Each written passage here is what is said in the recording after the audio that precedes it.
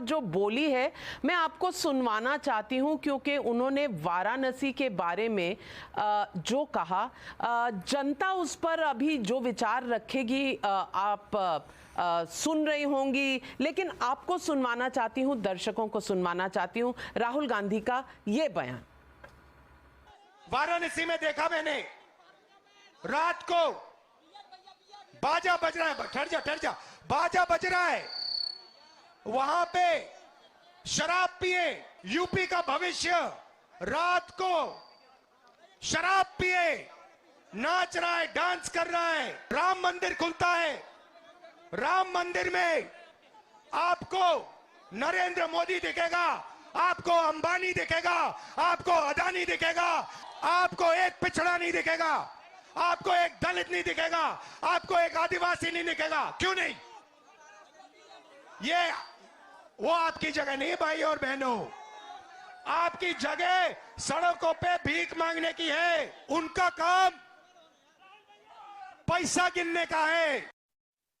स्मृति जी, राहुल गांधी का मैसेज क्या है, वो कहना क्या चाह रहे हैं? गुस्से में बहुत नजर आ रहे हैं। देखिए, अगर आपको विश्लेषण करना पड़ रहा है कि वो कहना क्या चाह रहे हैं, इसका मतलब उनके कहने की क्षमता पे भी एक प्रश्न चिन्ह है।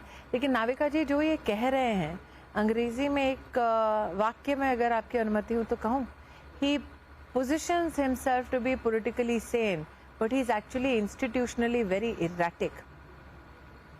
कोई भी सभ्य समाज में भले ही आप प्रतिद्वंदी हो राजनीति की दृष्टि से, लेकिन कभी भी किसी के आराध्य पर इस प्रकार की तीखी प्रक्रिया नहीं करते।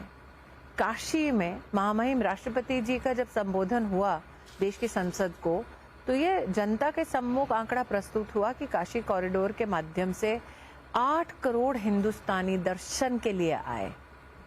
हमारे आराध्य पर टिप्पणी करना, ओछी बातें कहना, ये नया नहीं है गांधी खानदान के लिए। हमारे देश में एक प्रथा रही है कि मंदिर से जब बुलावा आता है तो कोई उस बुलावे को ठुकराता नहीं है। इनफैक्ट हमारे संस्कार ये कहते हैं कि आपके उच्च कोटि के भाग्य के कुछ रतन होंगे कि आपको प्रभु के घर से बुलावा आता है। ये हमने शायद सार्वजनिक जीवन में पहली बार देखा कि एक खानदान न सिर्फ प्राण प्रतिष्ठा का न्योता ठुकराता है, बल्कि उसके ठुकराने की पूरी प्रतिक्रिया और प्रक्रिया को प्रेस विज्ञप्ति के माध्यम से जाहिर करता है। राम के खिलाफ जो इन्होंने अपशब्द कहे, राम लल्ला भव्य मंदिर में विद्यमान हो, जिस प्रकार की ओछी टिप्पणियां इन्होंने की, अब काशी पर इनका प्रहार हो रहा है। मैंने पहले भी आपके चैनल पर कहा था, द्वेष इनको मोदी के प्रति है, ये देश का अपमान करते हैं। अब मोदी के प्रति इनको घृणा है, लेकिन अब घृणा हिंदू समाज और हमारे भगवान के खिलाफ वो दिखाते हैं। जहां तक कि उनको ओबीसी या पिछड़ा नहीं दिखा। नरेंद्र मोदी किस वर्ग के हैं? आदिवासी समाज की बात करते हैं राहुल गांधी। जब भारतीय जनता पार्टी ने जनजातीय समाज की एक गरीब बेटी को महामहिम राष्ट्रपति के पद के लिए उम्मीदवार के रूप में प्रस्तुत किया, तब कांग्रेस के नेताओं ने इतनी घटिया टिप्पणी की थी द्रौपदी मुर्मू जी के लिए। राहुल गांधी तब क्यों नहीं बोले? क्यों उन्होंने तब जनजातीय समाज की एक महिला उम्मीदवार के खिलाफ अपनी ओर से एक प्रतिद्वंदी खड़ा कर दिया? आज मैं आपको करबद्ध निवेदन करती हूँ, आप राहुल गांधी की पॉलिटिकल जर्नी को एक बार देखिए। विशेषतः ये जो यात्रा निकालने की बात कर रहे हैं, उस यात्रा को देखिए। इस यात्रा में उत्तर प्रदेश में आपको क्या दिखा? अखिलेश यादव एक बार भी इस यात्रा से नहीं जुड़े।